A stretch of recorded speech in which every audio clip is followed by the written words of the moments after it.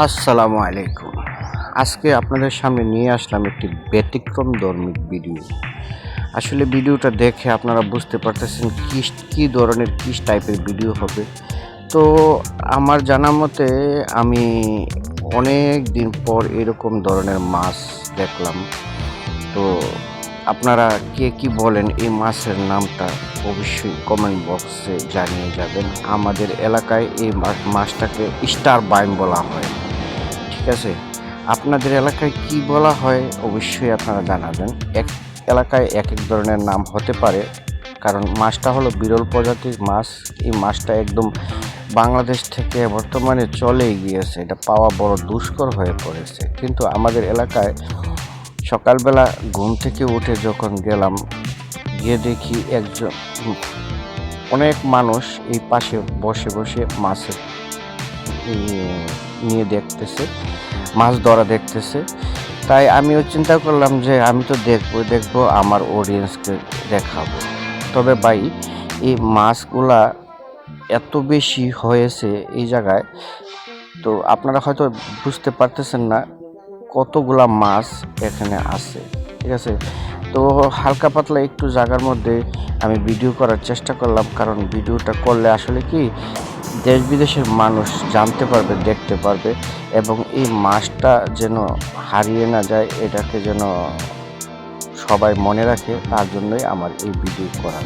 ঠিক আছে ভাই, তবে আমাদের এলাকায় এই মাছটা সচরাচর পাওয়া যেত না। আমাদের এক ভাই এই মাছটার চাষ করেছে। ঠিক আছে, চাষ করার পরে স্বাবলম্বী হয়েছে এই মাছের চাষে। আপনারা দেখতে পারতেছেন কি পরিমাণ মাছ আছে এই কেদার নিচে।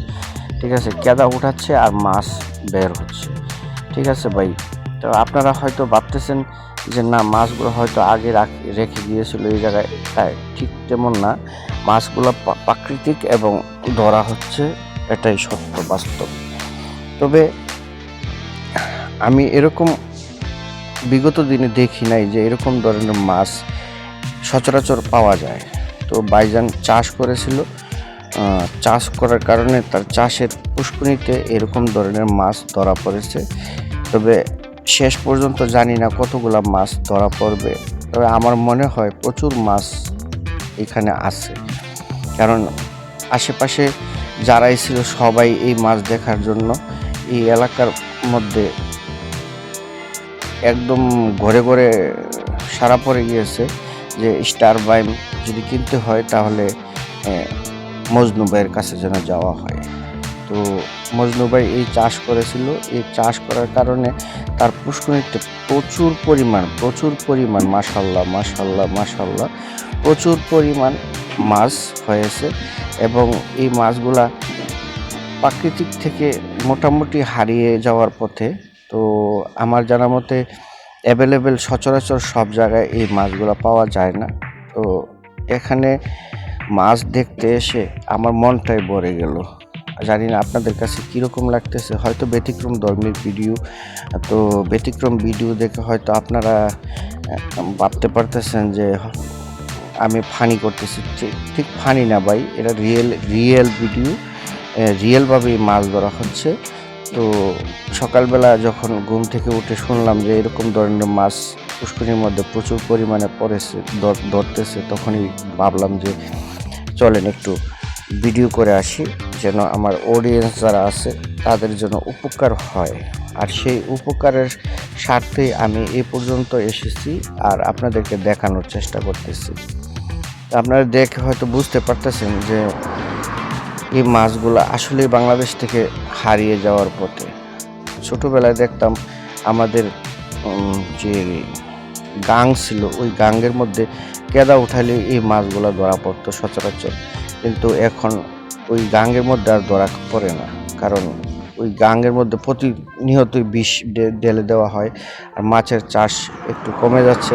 আর মানুষ সবচেয়ে বেশি চাষের প্রতি অগ্রসর হয়ে পড়েছে, আর চাষ করার কারণে আমরা কিছু না কিছু মাছ দেখতে পারতেছি, নতুবা এই মাছগুলো হারিয়ে যেত।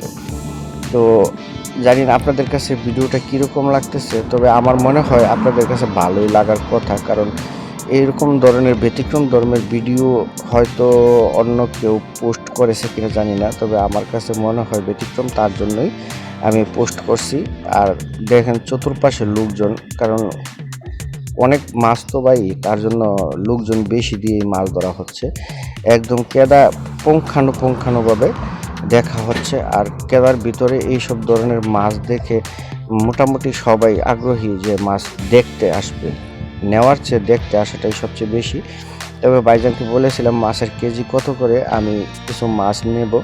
তো ভাইজান বলতেছে যে প্রথমে মাছ ধরা হোক, তারপরে আমি মোটামুটি একটা ওজন করে কতটুকু হয় কি আসে বিষয় দেখে তারপরে মাছ বিক্রি করব, এর আগে মাছ বিক্রি করব না।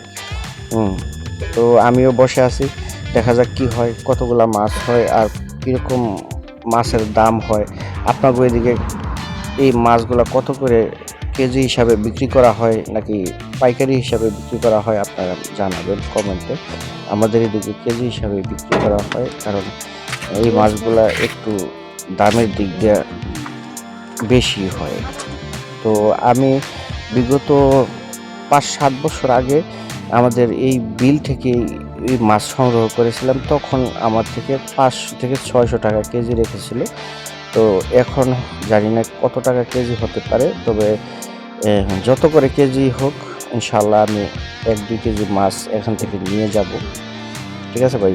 তো এর জন্যই ভিডিও করতেছি এবং অপেক্ষা করতেছি মাছ ধরা শেষ হলেই মাছ ধুলাই করবে এবং পরিষ্কার পরিচ্ছন্নতা করে এই মাছ বিক্রি করা শুরু হবে। তবে ভাইজানকে আমি বলবো যে ভাইজানের নাম্বারটা যেন দেয়, নাম্বারটা দিলে হয়তো আপনারা তার সাথেও যোগাযোগ করতে পারবেন। তবে এই ভাইজান আর অন্য পুষ্করিণীতে চাষ করে নাই, এই পুষ্করিণীতে চাষ করেছে প্রাথমিক অবস্থায়। তো প্রাথমিক অবস্থায় চাষ করে মোটামুটি সাকসেস বলতে গেলে আমার কাছে মনে হয় সাকসেস, কারণ এই ধরনের মাছ বিক্রি করলে বেশি টাকা লাগে না, বেশি মাছ লাগে না, অল্প মাছেই অনেক টাকা পাওয়া যায়, কারণ এটা একটি টেস্টি মাছ। এই মাছের সুস্বাদু অনেক বেশি। আর এই মাছটা সচরাচর সব জায়গায় পাওয়া যায় না, মানুষ সবাই চেষ্টা করে যেন এই মাছটা খেতে পারে। এই মাছের মধ্যে প্রচুর পরিমাণ ভিটামিন এবং প্রচুর শক্তি রয়েছে, কারণ সচরাচর এই মাছটা পাওয়া যাচ্ছে না বর্তমানে। আর যার যেদিকেই পাওয়া যাচ্ছে, আপনাদের এদিকে কত টাকা কেজি হিসাবে বিক্রি করা হয় একটু জানাবেন। আমাদের এদিকে তো প্রচুর দাম ভাই, প্রচুর দাম। কি বলবো, যেগুলো ফ্রিজার করে নিয়ে আসা হয় ওইগুলা মাছের দামই মনে করেন 12 থেকে 1400 টাকা কেজি বেচা কিনা হয়। আর ওগুলো তো টাটকা একদম অরিজিনাল। তো জানি না কত টাকা করে নেয় ভাই, তবে আমার সাধ্য অনুযায়ী চেষ্টা করব যেন আমি নিতে পারি। 22 জনকেও বলেছি আমি 2 থেকে 3 কেজি নেব। তো যদি বাছাই করে নিতে দেওয়া হয় তাহলে হয়তো বেশি নেব, আর যদি বাছাই করে নিতে না দেওয়া হয় তাহলে অল্প স্বল্প নিয়েই চলে যাব। তো আপনারা হয়তো দেখতেছেন যে এই মাছগুলা কি পরিমাণে মাশাআল্লাহ তার পুষ্করিণীতে চাষাবাদের পর হয়েছে। কেবলমাত্র এই মাছগুলোই দেখা যাচ্ছে, দেখতেছেন উপরে যে মাছগুলো ছিল প্রথমে সে ধরে ফেলেছে এবং বিক্রি করে ফেলেছে। তো কিছুটা সময় দেওয়ার পরে এই মাছগুলো আসলে কেদার ভিতরে থাকে বলে